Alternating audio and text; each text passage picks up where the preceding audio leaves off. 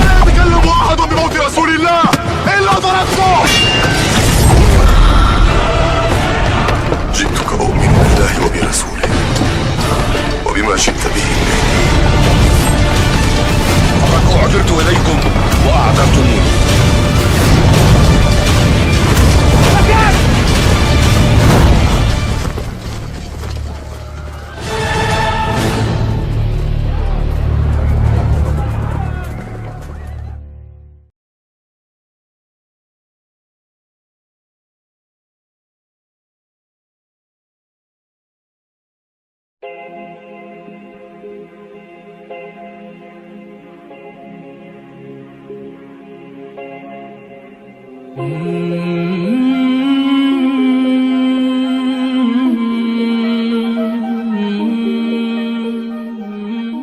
Yang sudah kita ketahui bersama dalam banyak riwayat hadis yang dikabarkan oleh Nabi. Bagaimana kata beliau? Baca Muslim 2476.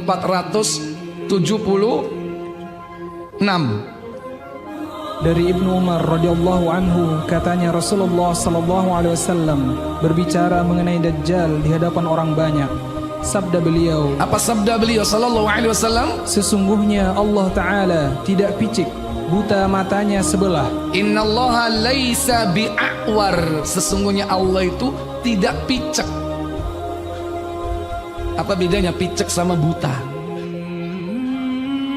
Pak, kalau picek masih melihat satu-satunya, buta. Kalau buta, dua-duanya. Nah, itu ciri yang perlu diperhatikan untuk anak-anak keturunan kita, yang membedakan antara Dajjal, si picek ini, dengan Allah Tabaraka wa Ta'ala. Kenapa demikian? Karena setelah itu Nabi mengatakan, ketahuilah, sesungguhnya Al-Masih Dajjal yang picek matanya, mata kanannya seperti sebuah anggur menggembung. Iya. Ala ketahuilah, innal Masih Dajjal, sesungguhnya Al-Masih Dajjal itu yakni a'warul yumna, yakni picek mata sebelah kanannya. Seperti apa? Seperti anggur mengembung. Iya, seperti ka'annahu ta'ifatun inabun ta'ifah, ya, seperti anggur yang redup. Anggur yang redup. Anggur kalau masih seger itu gimana? Mengkilat nggak? Kalau udah berhari-hari redup nggak? Redup. Nah, matanya kayak begitu, redup. Di dalam riwayat yang lain dikatakan tertutup selapis daging, sehingga dia tidak bisa melihat kecuali dengan matanya yang kiri. Berarti matanya berapa jumlahnya? Hei, Dajjal matanya berapa berarti? Satu. Yang satu gak berfungsi, tertutup dengan yakni selapis daging tadi itu. Dalam riwayat yang lain, dalam riwayat yang ini dikatakan seperti anggur yang mengembung atau anggur yang sudah layu. Nah, itulah simbol Dajjal dimanapun. Kalau bapak, ibu, saudara sekalian mengetahui adanya simbol-simbol mata satu, nah itulah simbol tim suksesnya Dajjal. Ini ada tim suksesnya untuk menunggu kedatangannya sang Dajjal ini. Itu ada tim suksesnya, terutama siapa? Orang-orang Yahudi. Nah, ciri-ciri yang lain disebutkan yakni pada nomor berikutnya 2478 atau 77. Silakan. Dari Anas bin Malik radhiyallahu anhu, katanya Rasulullah sallallahu alaihi wasallam bersabda, apa sabda beliau? tidak ada seorang nabi melainkan dia mengingatkan umatnya supaya waspada terhadap si picek pembohong besar. Hatta sampai Nabi Nuh. Nabi Nuh sampai Nabi Muhammad jaraknya jauh. Nabi Nuh pun mengingatkan umatnya tentang Dajjal ini. Terus, ketahuilah dia picek sedangkan Tuhanmu tidak picek. Antara kedua matanya tertulis kafara, baina ainaihi maktubatun kafara. Antara kedua matanya, berarti di mananya? Di jidatnya itu tertulis kafir. yang semua itu bisa dibaca oleh siapa? Orang-orang mukmin, baik dia tahu baca tulis ataupun tidak. Karena yang membaca adalah imannya kepada Allah.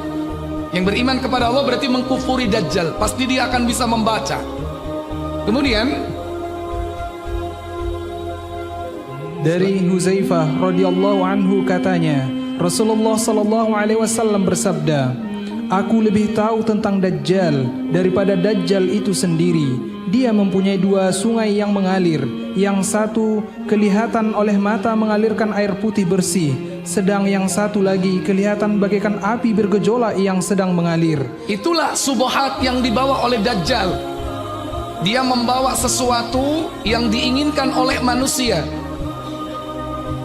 Orang pengen nggak Pak dengan air yang jernih mengalir? Pengen nggak? Sampai saking pengennya tiap pekan pergi kemana Pak?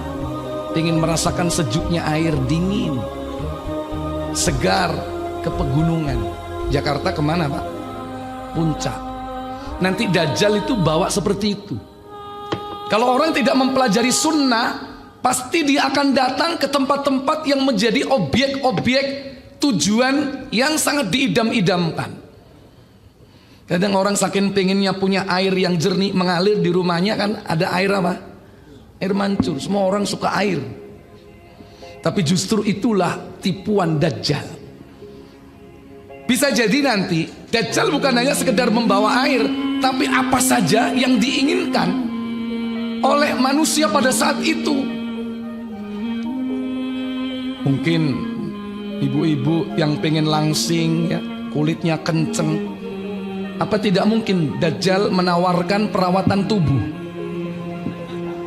Mungkin. Nggak perlu pergi ke salon, cukup dipoles sama Dajjal jadi cantik. Hidung mancung, pipi kenceng, iya kan? Bapak juga begitu. Kalau bapak pengen duit apa? Duitnya banyak,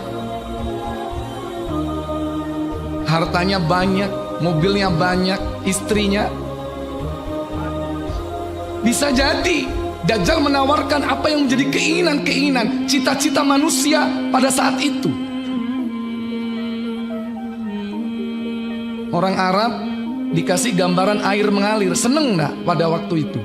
Di mana tempat yang jarang air mengalir dengan jernih, sangat diharapkan.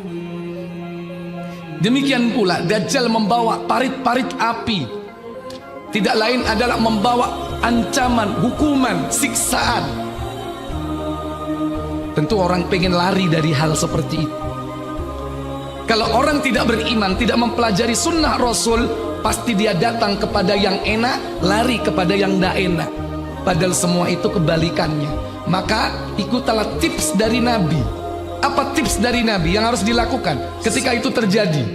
Siapa yang menemukannya, hendaklah didatanginya sungai yang kelihatan seperti api menyala. Disuruh mendatangi yang apa Pak? Sungai yang menyala. Takut nggak Pak? Itu perintah Nabi. Kalau Dajjal datang, datangi sungai apinya. Takut nggak? Takut. Tapi itulah perintah Nabi. Bayangkan kalau orang yang tidak pernah membaca atau mendengarkan hadis ini, pasti dia datang yang di mana? Yang jernih. Kalau kita taat kepada Nabi, pasti kita datang apa yang disampaikan oleh Nabi. Datanglah kepada apa? Yakni sungai api atau parit-parit api yang menakutkan itu. Apa yang dilakukan? 2. Lalu picingkan mata. Picingkan mata. Gimana picingkan mata itu Pak? Kayak orang apa itu? Ya, jadi kayak dikeker gitu ya. Ya.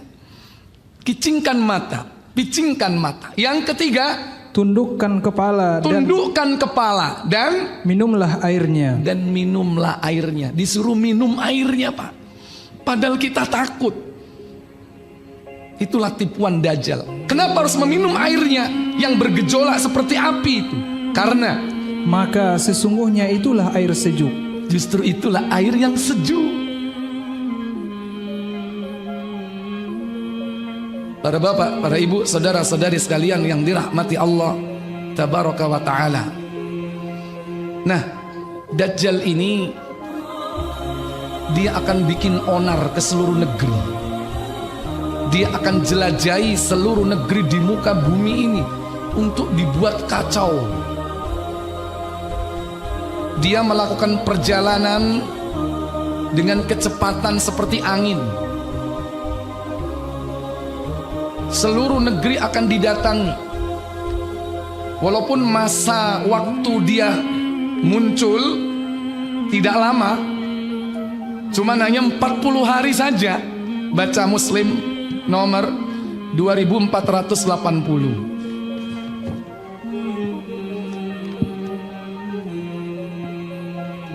Dari Nawas bin Sam'an.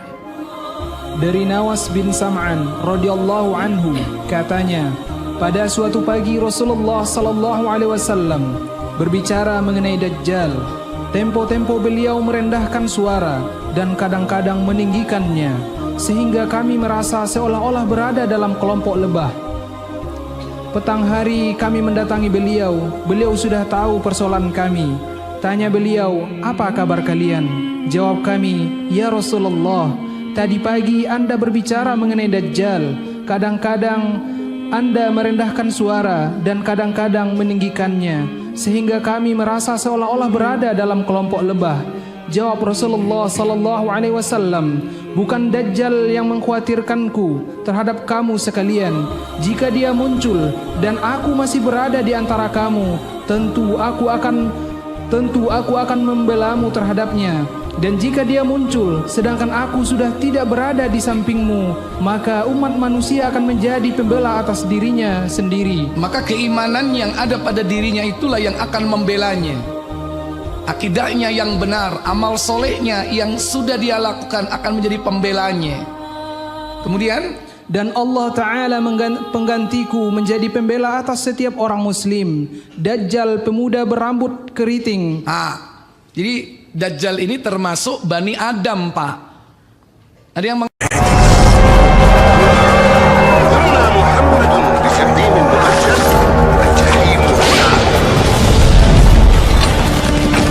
فمن كان على أمر من أمور المسلمين فليتق الله فيهم. لا يتكلم أحد بموت رسول الله إلا ضربته. جئتك أؤمن بالله وبرسوله وبما جئت به فقد أعذرت إليكم وأعذرتموني.